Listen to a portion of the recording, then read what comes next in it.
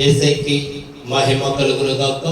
ఈరోజు కూడా మనం చెప్పుకుంటున్న అంశము ప్రేమ గల దేవుడు మన యేసయ్య. ఆయన ప్రేమ వెలకట్టలేనిది.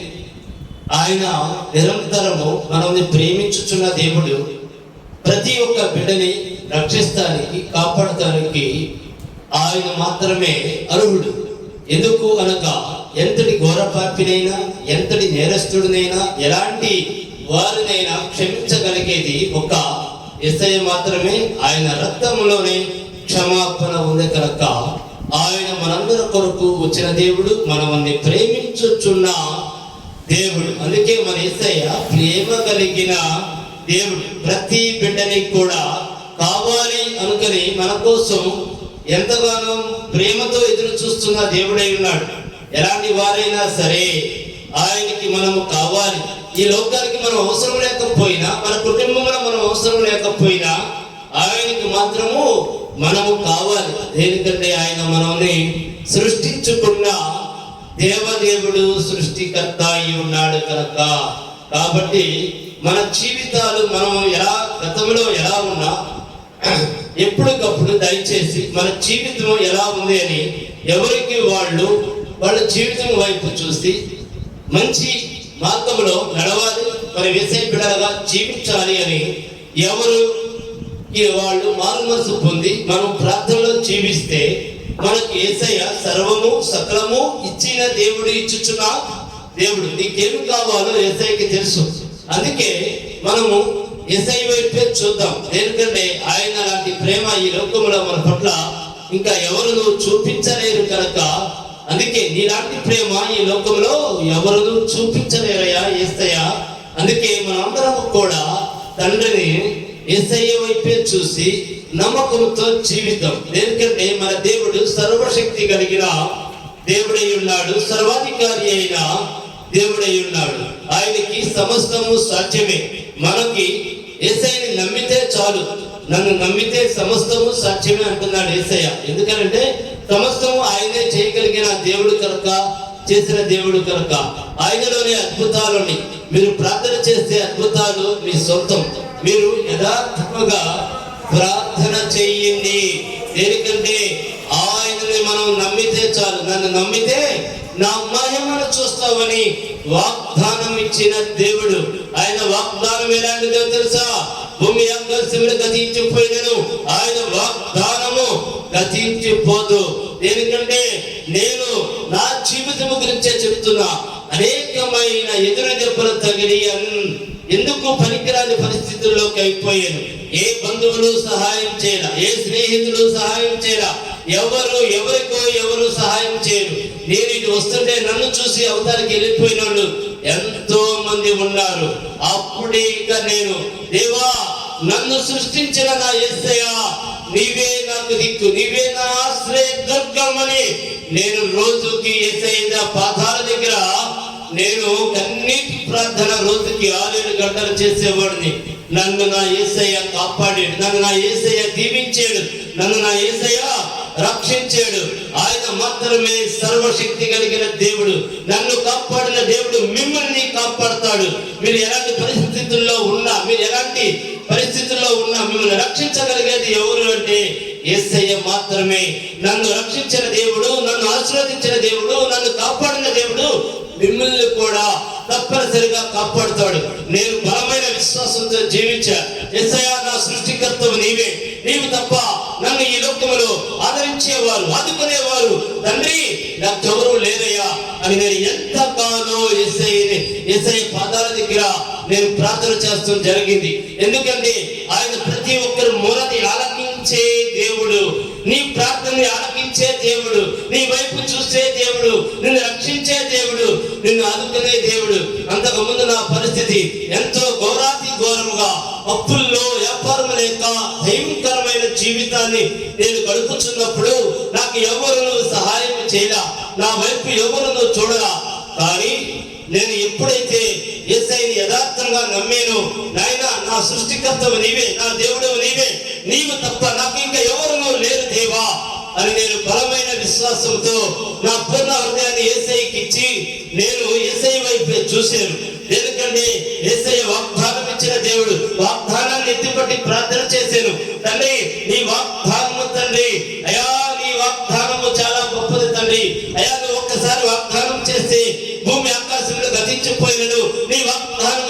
మర్చిపోదు తండ్రి. అయ్యా నీవే నా తండ్రివి, నీవే నా సృష్టికర్తవి, నీవు నా కోసము రక్తం కార్చిన దేవుడు అని నేను యేసయ్య వైపు చూశాను. అయితే మనం ఒక చూపు ఎలా ఉండాలో తెలుసా? అయ్యో ఇక యేసయ్య తప్ప ఇంకా మనకి ఎవరు కనపడకూడదు. మన నమ్మకం ఎలా ఉండాలో తెలుసా? మీరు ఏదైతే అడిగి ఉన్నారో అది మీరు పొందినట్లుగా చూడండి. నేను అలాగే చూశాను నా దేవుడి పట్ల, యేసయ్య పట్ల. ఎందుకంటే మనం ఏదైతే కోరుకున్నామో, మనం ఏదైతే అడిగేమో యేసయ్యని, దాన్ని మనం పొందుకున్నట్లుగా చూడాలి. అప్పుడే అద్భుతాలన్నీ కూడా మన సొంతం. ప్రతి ఒక్కరు ప్రార్థన ఆలకించే దేవుడు. కానీ చాలా మంది అనుకుంటూ ఉంటారు, నేను ఎంతకాలం నుంచో ప్రార్థన చేస్తున్నాను, నా మొర ఆలకిస్తలా. అది మనలోనే లోపం ఉంది. మన ప్రార్థన ఎలా ఉండాలి అంటే బలమైన విశ్వాసం. దేనికి కూడా నువ్వు చెదరకూడదు, బెదరకూడదు. నీవు ఎప్పుడైతే ప్రార్థన మొదలు పెడతావో అనేకమైన బాధలు నీ మీదకి వచ్చేస్తాయి. కారణం ఏమిటో తెలుసా? నువ్వు ప్రార్థనలో బలపడకూడదు, నువ్వు ప్రార్థనలో స్థిరపడకూడదు.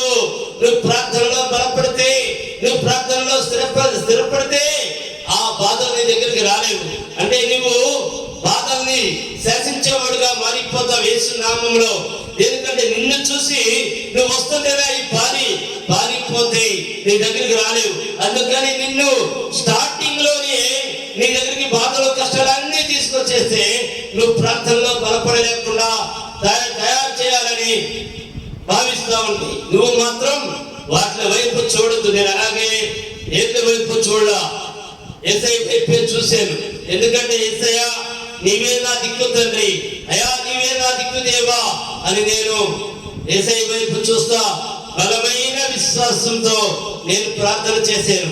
నా చుట్టూన బాధలన్నీ యేసు నామములో పట్టాపంచలు చేసేసాడు యేసయ్య.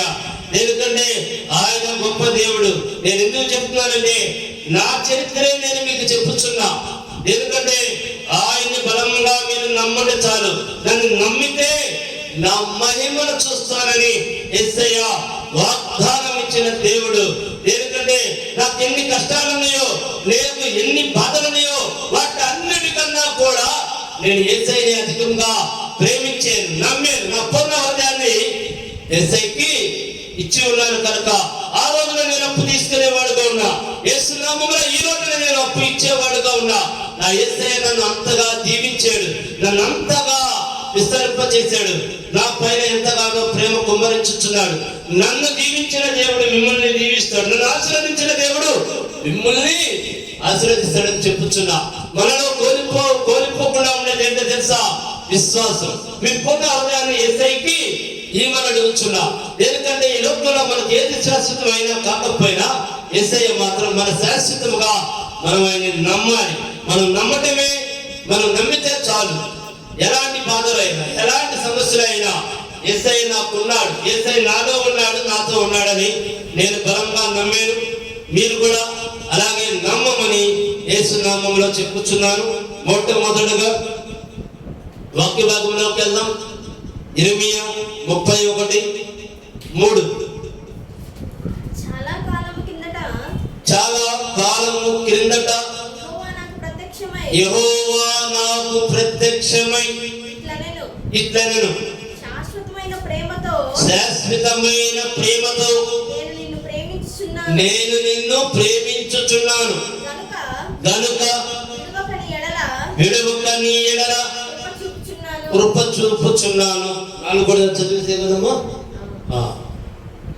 ఏమంటున్నాడు? శాశ్వతమైన ప్రేమతో. ఆయన నిజముగా విడిచిపెట్టే దేవుడు కాదు. ఏ ఒక్కరిని ఆయన వదిలిపెట్టడు. ఎందుకంటే ఆయన ప్రతి బిడ్డని ప్రేమించే దేవుడు. కారణం ఏమిటంటే ఆయన మన సృష్టికర్త అయి ఉన్నాడు.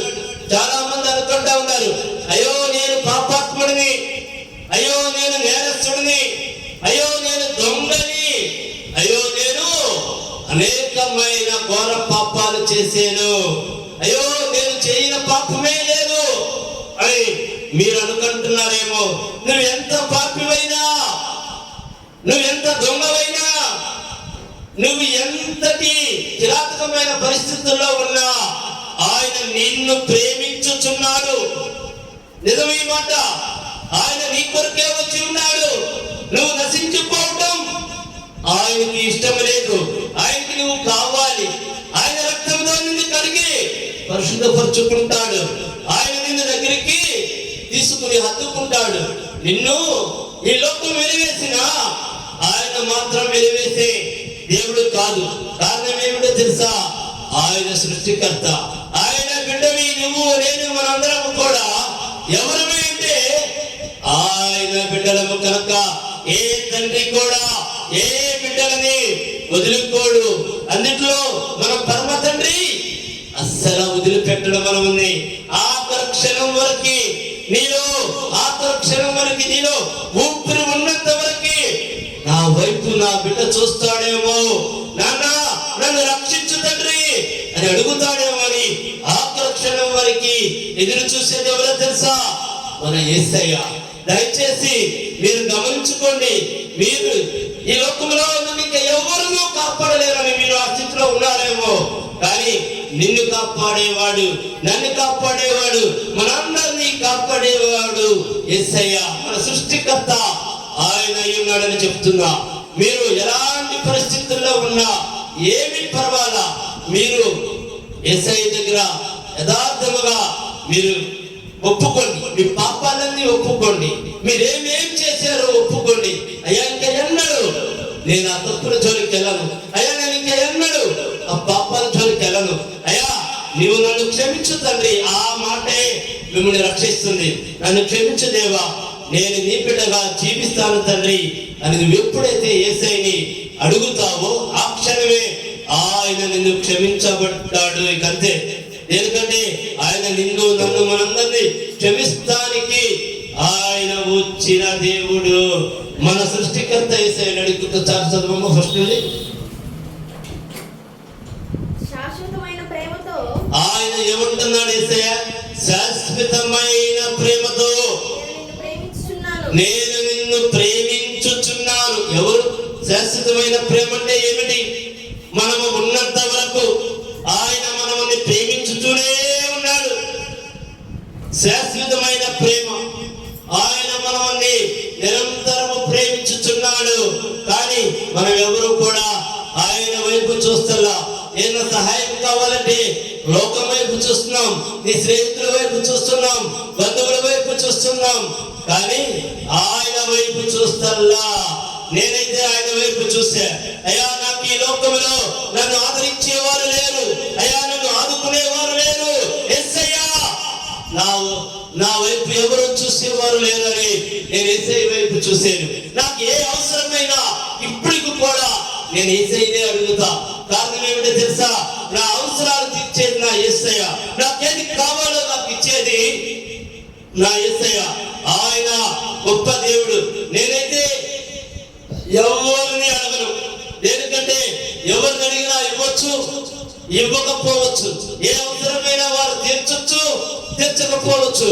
కానీ నేనైతే నా తండ్రిని అడిగిన వెంటనే నాది ఎంత పెద్ద సమస్య అయినా, నాకు పెద్ద సమస్య ఏమో కానీ నా దేవుడికి యేసయ్యకి పెద్ద సమస్య కానే కాదు. అందుకే నేను ఈనాటికి కూడా ఇప్పుడు కూడా నాకు ఏది కావాలన్నా నేను యేసయ్యని అడుగుతా. అంటే బలమైన విశ్వాసంతో అడగాలి. అలాగే మీరు కూడా అడగండి. మీ సమస్య ఏదైనా, మీ వ్యాధి ఏదైనా, మీ బాధ ఏదైనా, మీ అప్పు ఏదైనా సరే యేసయ్యని మీరు అడిగినట్లయితే సమస్తము ఇచ్చిన దేవుడు, ఇచ్చుచున్న దేవుడు, అన్ని ఆయనలోనే ఉన్నాయి. అందుకే ఆయన ఏమన్నాడు? యేసయ్య నేను నిన్ను శాశ్వతమైన ప్రేమతో ప్రేమించుచున్నాను. ఇంకా ఇంతకన్నా ఎవరు చెప్తారు? శాశ్వతమైన ప్రేమ అంటే నీలో శ్వాస ఉన్నంత వరకు, నీలో ఊపిరి ఉన్నంత వరకు నిన్ను ప్రేమించుచున్నాడు.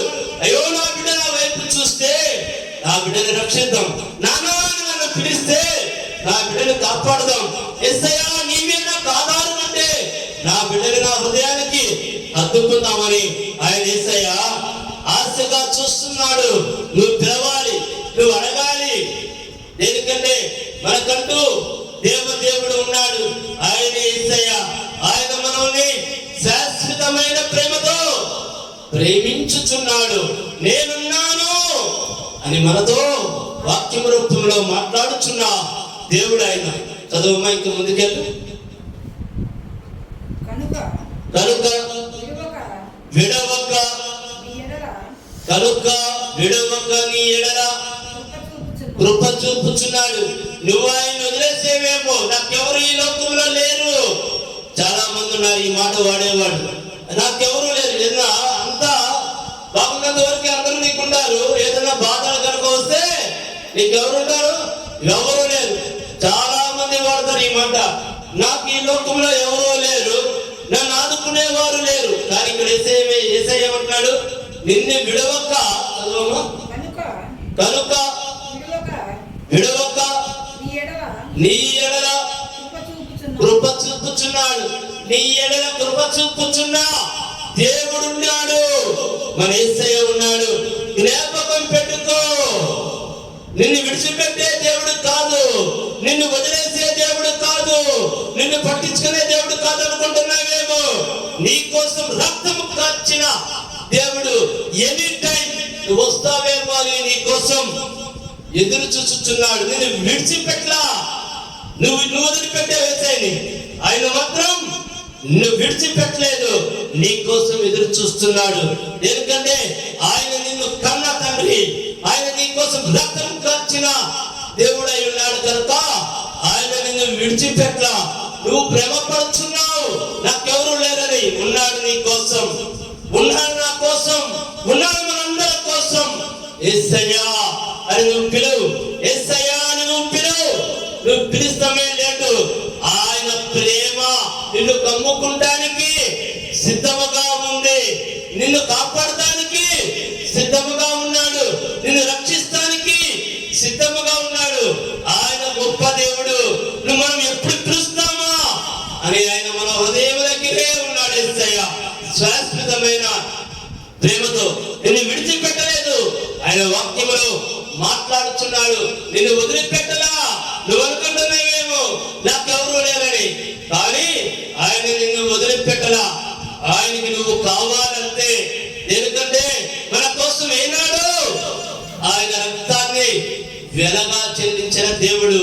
ఎందుకంటే మన పాపాలకి ఏనాడో ఆయన రక్తాన్ని కార్చాడు. ప్రతి బిడ్డ ఆయనకి కావాలి. ఆయన మనల్ని అంతగా ప్రేమించుచున్నా దేవదేవుడై ఉన్నాడు కనుక మనందరం కూడా యేసయ్యకి కావాలి. ఎందుకనగా ఆయన గొప్ప దేవుడు. యేసయ్య తప్ప మనకి ఇంకెవరూ లేరు. ఈ లోకంలో మనల్ని కాపాడేది యేసయ్య, మనల్ని రక్షించేది యేసయ్య. నిజముగా నా జీవితంలో చెబుతున్నా, నేను అనేకమైన రోజులు గంటదడి పెట్టిన రోజులు ఉన్నాయి, ఏడ్చుకున్న రోజులు ఉన్నాయి. ఎవరైనా ఈ లోకంలో నన్ను ఆదరిస్తారేమో, నన్ను ఆదుకుంటారేమో, ఎవరన్నా సహాయం చేస్తారేమో అని అందరి వైపు చూసాను, లోకం వైపు చూశాను. కానీ నన్ను ఎవరు ఈ లోకం ఆదుకోలా, ఎవరు నన్ను కాపాడలే. నన్ను కాపాడింది ఎవరో తెలుసా? యేసయ్య. నన్ను ఆదరించింది ఎవరో తెలుసా? యేసయ్య. నా కన్నీరు తుడిచింది ఎవరో తెలుసా? యేసయ్య. నన్ను ఆశీర్వదించింది ఎవరో తెలుసా? యేసయ్య. నాకు ఐశ్వర్యం ఇచ్చింది ఎవరో తెలుసా? యేసయ్య. ఎందుకంటే ఆయన అంత గొప్ప దేవుడు, నన్ను రక్షించిన దేవుడు, నాకు సమస్తం ఇచ్చిన దేవుడు మీకు ఖచ్చితంగా ఇస్తాడు. అంటే నేను యేసయ్యని అంత బలముగా నమ్మాను. యేసయ్య ఈ ప్రాణం నీదే, యేసయ్య ఈ ఊపిరి నీదే, నాదంటూ ఈ లోకాన ఏమీ లేదయ్యా అని నేను యేసయ్యని పూర్ణ హృదయంతో నమ్మే. ఎందుకంటే ఆయన తప్ప నన్ను ఆదరించేవారు నాకెవరు కనిపిలా, నన్ను ఆదుకునేవారు నాకెవరు కనిపిలా. కన్నీటితో నేను యేసయ్య దగ్గరికి వెళ్ళే, నన్ను యేసయ్య తన హృదయానికి హత్తుకున్నాడు. నేను నిన్ను శాశ్వతమైన ప్రేమతో ప్రేమించుచున్న తండ్రిని నా దేవుడు నన్ను రక్షించాడు.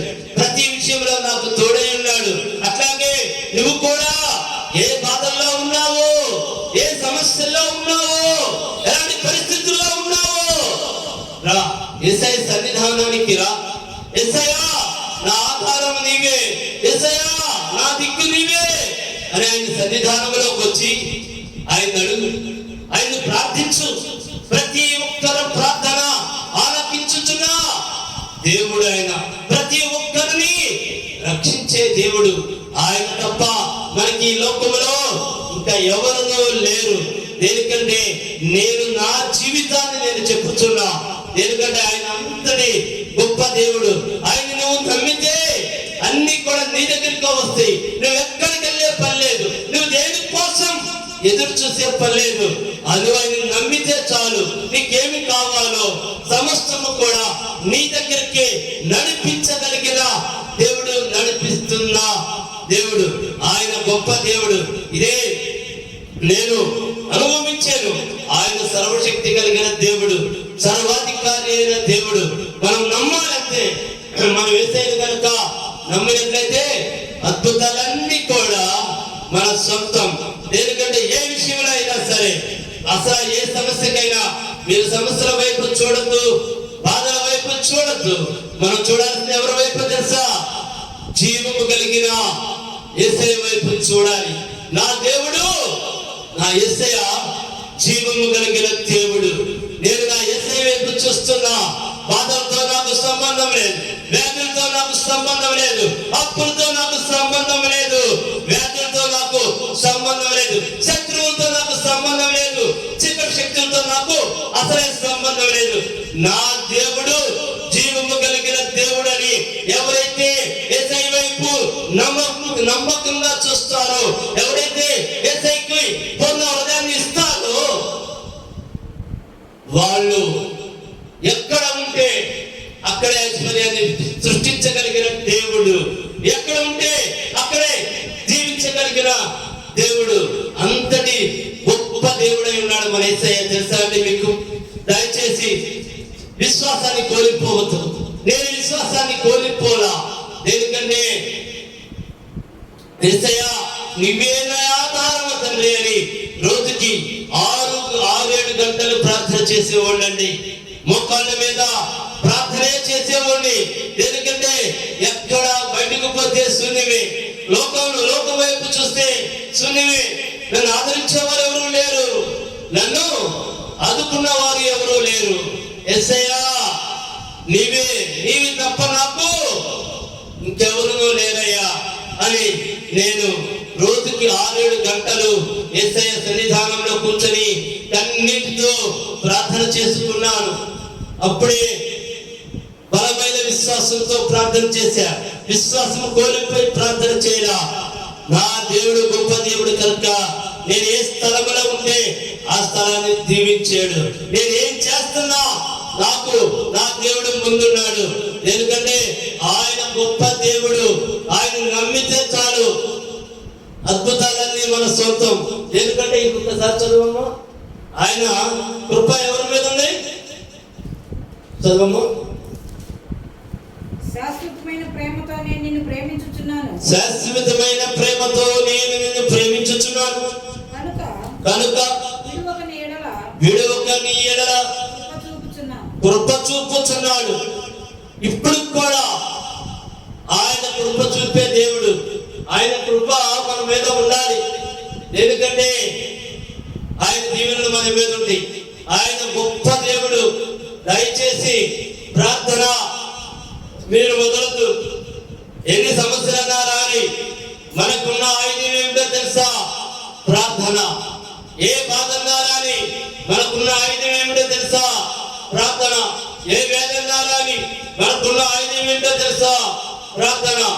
ఏ అప్పులు ఏమీ చేయలేవు, మనకున్న ఆయుధం ప్రార్థన. మన చేతిలో ఏముంది చెప్పండి? మన హృదయంలో ఎవరున్నారు? యేసయ్య ఉన్నాడు. ఎవరైనా శత్రువులు వస్తున్నప్పుడు మన చేతిలో ఏదైనా ఒక ఆయుధం ఉంటే దీన్ని పెట్టి కొట్టేస్తా ఎవడు వచ్చినా అనే ఒక మొండి ధైర్యం ఎలా అయితే ఉంటుందో మనకి ఆ ధైర్యాన్ని కలిగి ఉండండి. మన చేతిలో ఏముంది?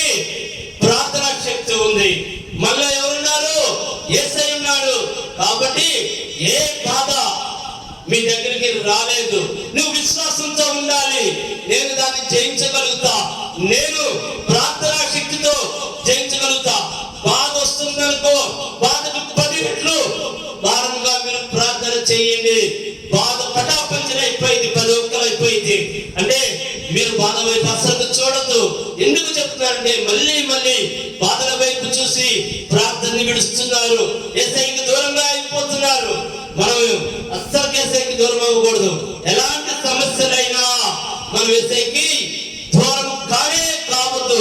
కారణం ఏమిటో తెలుసా? ఆయన వైపు మనం చూడాలి. యేసయ్యా నువ్వు ఉన్నావు, నువ్వు ఉన్నావు, నువ్వు ఉన్నావు, అంతే. ఆయన మనకుండగా ఏది నిన్నేమీ చేయలేదు. కాకపోతే నిన్ను బెదిరించింది, నిన్ను భయపెట్టింది, నీకు టెన్షన్ తీసుకొచ్చింది. అసలు మనలో ప్రార్థనా శక్తి ఉంటే టెన్షన్ మన దగ్గరికి రాదు, భయం మన దగ్గరికి రాదు. దేనికి భయపడం. కాబట్టి మనం ఎలా ఉండాలో తెలుసా? యేసయ్య బిడ్డలం మనం. మనకి అసలు ఎటు చూడదు, ఈ లోకం వైపు చూడదు. మనం చూడవలసింది యేసయ్య వైపు.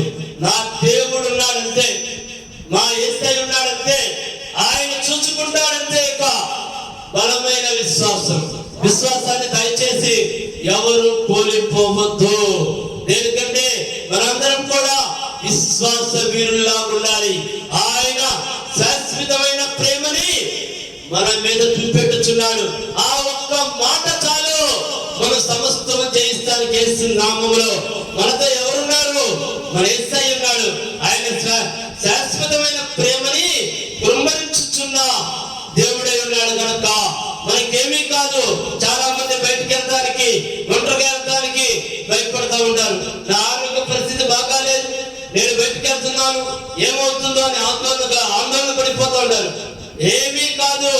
శాశ్వతమైన ప్రేమ కురిపించే దేవుడు మన యేసయ్య ఉన్నాడు. ప్రార్థన చేయండి. భయము అనేది అదొక దురాత్మ. ఎందుకంటే మనము కనుక యేసయ్య పిల్లలమైతే, మనము కనుక యేసయ్యకి మన హృదయంలో పూర్ణ హృదయాన్ని కనుక మనం యేసయ్యకి పూర్ణ హృదయాన్ని ఇచ్చి మన హృదయంలో యేసయ్యకి స్థానం ఇచ్చినట్లయితే భయానికి చోటు లేదు. మన హృదయంలో యేసయ్య ఉన్నాడు కనుక ప్రతి ఒక్కరు కూడా మంచి విశ్వాసముతో, బలముతో ప్రార్థన చేయండి. అస్సలు విశ్వాసాన్ని కోల్పోవద్దు. మన ధైర్యం ఎవరో తెలుసా? యేసయ్య. మన దమ్ము ఎవరో తెలుసా? యేసయ్య. మన సమస్తము, మన సర్వము కూడా మనకి యేసయ్యే అని దయచేసి నమ్మమని చెప్పుచున్నాను. ఈ వారము కూడా సమయం సరిపోకపోవడం వల్ల వాక్యముని ఇంతటితో ముగిస్తున్నాను. రేపు వారము మళ్ళీ మనము చెప్పుకుందాము. దయచేసి కన్నులు మూసుకుంటే ప్రార్థన చేసుకుందాం. మా గొప్ప దేవా, ఈ రోజు తండ్రి మీరు మాతో మాట్లాడి ఉన్నారు తండ్రి. శాశ్వతమైన ప్రేమతో మీరు మమ్మల్ని ప్రేమించుచున్నారని మా అందరికీ దేవా మీరు చెప్పినందుకు మీకు సమస్త మహిమ కలుగును గాక. నాయనా, మేము విశ్వాసము కోల్పోకుండా తండ్రి మాతో మీరున్నందుకు మీకు సమస్త మహిమ కలుగును గాక. యేసయ్యా, నా గొప్ప దేవా, అయా నేను మీ సన్నిధానంలో కన్నీటి ప్రార్థన చేసినప్పుడు నన్ను ఏ విధముగా కాపాడి రక్షించి ఉన్నావు తండ్రి. నాయనా, మీ సన్నిధానంలో ఇంకా ఎంతమంది అయితే ప్రార్థన చేస్తున్నారు తండ్రి, వారందరూ కూడా అయా కరుణించి కాపాడి రక్షించమని నజరేయుడైన యేసుక్రీస్తు నామములో ప్రార్థించి అడిగి వేడుకొనుచున్నాను మా ప్రియ పరలోకపు తండ్రి. ఆమేన్, ఆమేన్, ఆమేన్. మీ అందరికీ వందనం. మా అడ్రస్ మదర్ తెరీసా వీధి, ఐతా నగర్, తెనాలి, గుంటూరు జిల్లా. మా ఫోన్ నెంబర్ 9849844862. మీ అందరికీ వందనం.